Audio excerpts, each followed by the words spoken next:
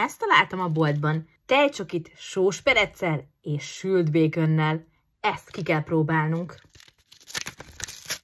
Na, én nagyon szeretem az ilyen sós-édes párosításokat.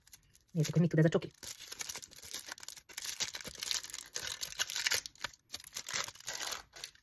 Ilyen lesz, a perec darabokat lehet benne látni.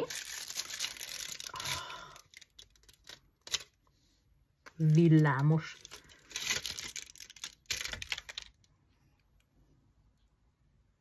Hát én eddig csak a perecet látom.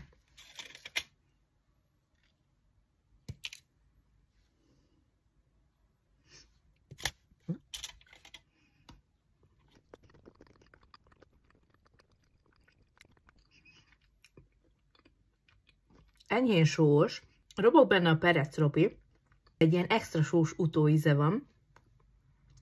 Nem rossz amúgy, csak szerintem kevés benne a békon.